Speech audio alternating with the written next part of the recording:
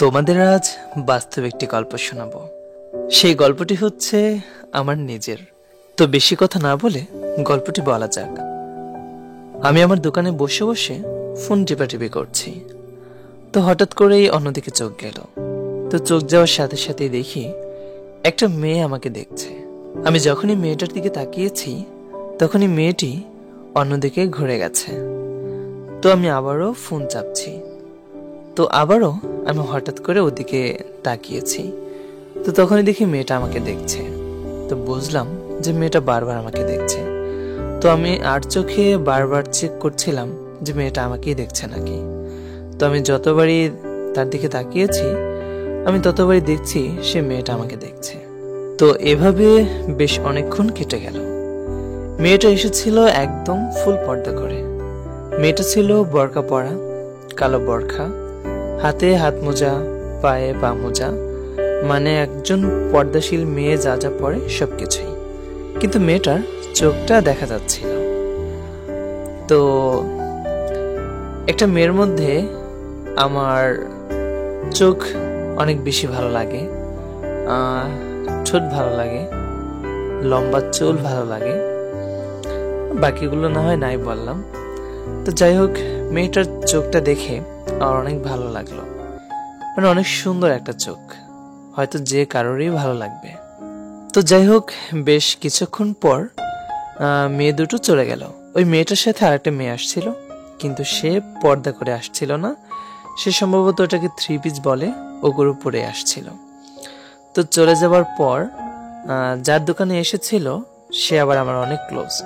তো তাকে আমি জিজ্ঞেস করলাম যে এই মেয়েটাকে, মানে যে বোরকা পরে আসছিল তার কথা জিজ্ঞেস করেছি।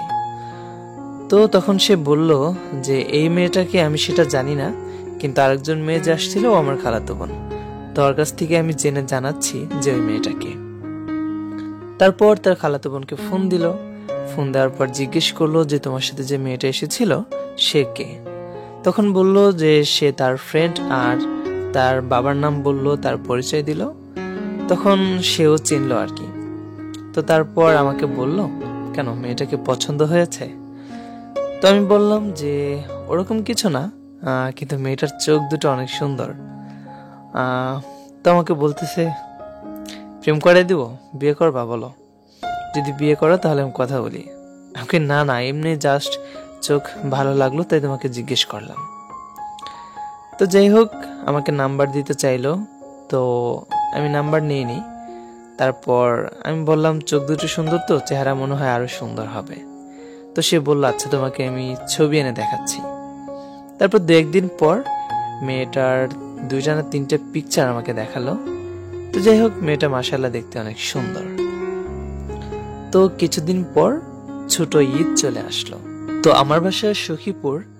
ঈদের দিন বাইক নিয়ে আমরা 3 জন ফ্রেন্ড মিলে ঘুরতে ঘুরতে টাঙ্গাইল চলে গেলাম। তো টাঙ্গাইল ঘুরতে ঘুরতে হঠাৎ ওই ভাইয়ার ফোন থেকে ফোন আসলো। তো আমাকে ফোন দিয়েছে, ফোন দিয়ে বলতেছে যে যে মেয়েটার চোখ তোমার ভালো লেগেছে সে মেয়েটা যেহেতু আজকে ঈদের দিন বহাইরা তুলে এসেছে, তো যদি দেখতে চাও তাহলে আসো, তোমাদের সাথে পরিচয় করিয়ে দিই। তারপর ভাবলাম যে পরিচয় হয়েই কি করব। তো আবার ভাবলাম যেহেতু কোনো কাজ নেই, ঈদের একটা দিন একটু এনজয় করব, তো যাই মেয়েটার সাথে দেখা করি। তো ফোন কেটে দেওয়ার সাথে সাথে আমরা সেখান থেকে চলে আসলাম। 1 ঘন্টার রাস্তা মনে হয় 20-25 মিনিটেই এসেছি, এত স্পিডে এসেছি। যাই হোক, তো আসার পর সে ভাইয়াকে ফোন দিলাম। তো ভাইয়া বলতেছে শিট, 5 মিনিট আগে মেয়েটা বাসায় চলে গেল। মেয়েটা তার ফ্যামিলির কারোর সাথে এসেছিল, 5 মিনিট আগে চলে গেছে। তো তখন কি রকম মেজাজটা খারাপ হয়।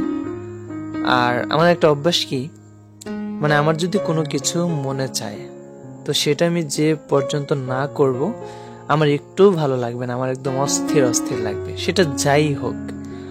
খারাপ কোনো কিছু অবশ্য করি না, মানে সেটা যদি খারাপ জিনিস হোক ভালো জিনিস হোক সেটা আমার করতেই হবে।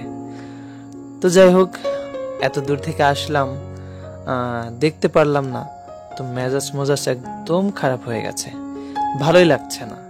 তো সেই ভাইয়াটাকে আমি বললাম, আমি এত কিছু জানি না, আমি টাঙ্গাইল থেকে এসেছি, মেয়েটাকে দেখাতে চেয়েছ, এখন দেখতেই হবে, আমার না দেখলে ভালোই লাগবে না, আমি দেখবই, এখন কি করবো আমি জানি না। পরে বললাম যে চলো মেয়েটার বাসায় যাব। তো সে ভাইয়াটা বলতেছে বাসায় যাবা? ওকে হ্যাঁ।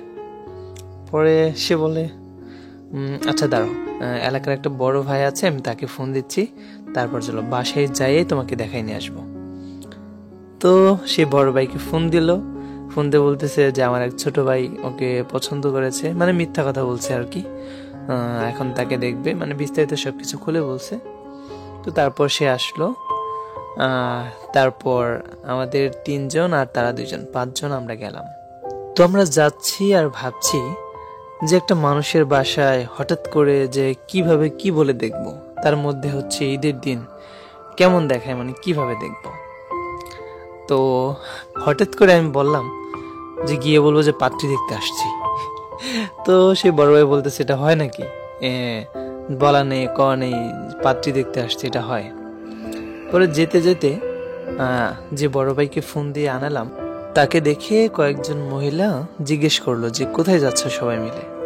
তো সে বলল যে আমার একজন ছোট ভাই, সে বিয়ে করবে, তো তাই ওই মেয়েটাকে দেখাতে যাচ্ছি, যদি পছন্দ হয় বিয়ে করবে আর কি, পাত্রী দেখতে যাচ্ছি।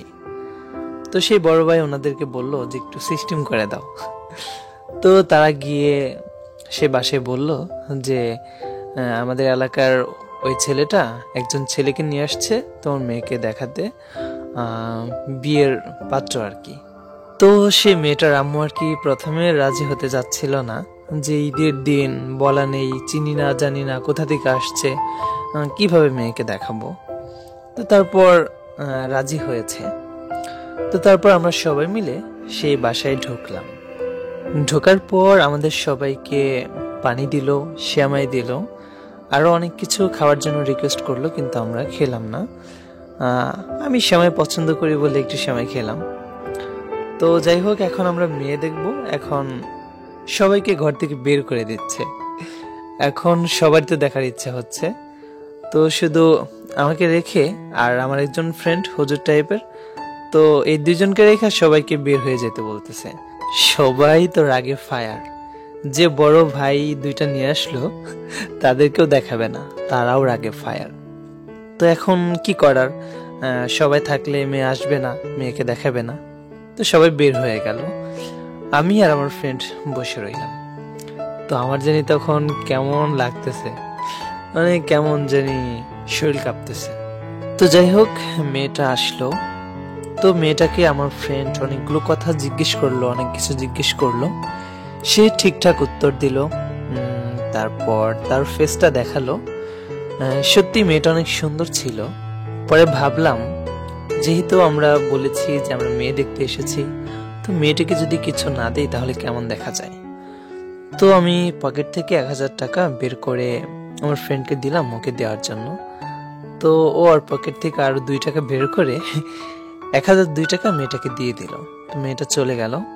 তারপর আমরা বাসা থেকে চলে আসলাম। তো বের হয়ে অনেক হাসাহাসি করলাম, অনেক এনজয় করলাম। তো যাই হোক, ঈদের দিন খুব সুন্দরভাবেই কেটে গেল। আর সেদিনের সাথে সাথে সেই বিষয়টাও মাথা থেকে মুছে ফেলেছি, কারণ এগুলো তো আমরা কোনোটাই সিরিয়াসলি করিনি, আসলে মজায় মজায় সবার পাল্লায় পড়ে হয়ে গেছে। শুরু থেকে শুনে সবাই বুঝতেই পারছেন যে এটা পুরোটাই মানে মজায় মজায় হয়ে গেছে এ পর্যন্ত। তো যাই হোক, এভাবে 4-5 দিন কেটে গেল। তো 4-5 দিন পর আমার দোকানের পাশের দোকানের যে ভাইয়াটা, তাকে সেই মেয়েটির মা ফোন দিয়েছে। তো ফোন দিয়ে বলতেছে যে মেয়ে দেখে গেলা, তো মেয়ে পছন্দ হয়েছে কিনা বা কি কিছুই তো বললা না, বা আমরা ছেলের বাড়িতে কবে যাব এগুলো তো কিছুই জানালে না। তো তখন সে বলল যে আচ্ছা আমি জানাচ্ছি আন্টি, আমি আপনাকে পরে ফোন দিচ্ছি। তো সেই ভাইয়াটা আমাকে ডেকে নিয়ে জিজ্ঞেস করলো যে মেয়েকে পছন্দ হয়েছে কিনা, কিছু তো জানালে না, কিছুই তো বললে না, আর মেয়েটার ফ্যামিলি তোমার বাসায় যেতে চাচ্ছে, তো কি বলবে এখন? আমি তো শুনে একদম দাঁড়িয়েছিলাম, বসে পড়েছি, কি বলেন এগুলা, এখন কি হবে, কি করবে এখন? তো এখন আমি কি করব, টেনশনে একদম শেষ, ভালোই লাগছে না। তো পরের দিন সে ভাইয়ার কাছে গিয়ে বললাম যে আপনি তাদেরকে ফোন দিয়ে বলে দেন যে আমাদের মেয়ে পছন্দ হয় নাই। তাছাড়া কি আর বলবো। তারপর সেই ভাইয়াটি সেই মেয়েটির মাকে ফোন দিয়ে বলল যে মেয়ে পছন্দ হয়নি, আরো বানিয়ে বানিয়ে মিথ্যা কথা বলল যাতে এটার সম্পর্ক আর না বাড়াতে চায়। তো এটা বলার পর মেয়েটার মা বলতেছে যে আমার এত সুন্দর মেয়েকেও তার পছন্দ হয়নি, আমার মেয়েকে যে দেখে সেই বিয়ে করতে চায়, আর এই ছেলেটার পছন্দ হয়নি, কি বলো এগুলো।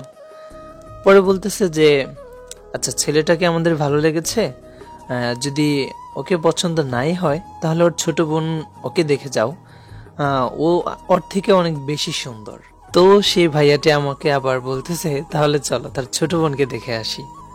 তো আমি তাকে বললাম ভাই এমনিতে আমার 1002 টাকা গেছে ভাই, আমার দরকার নাই ভাই, তুমি যেভাবে পারো মেয়েটার আম্মুকে ম্যানেজ করে একদম না করে দাও।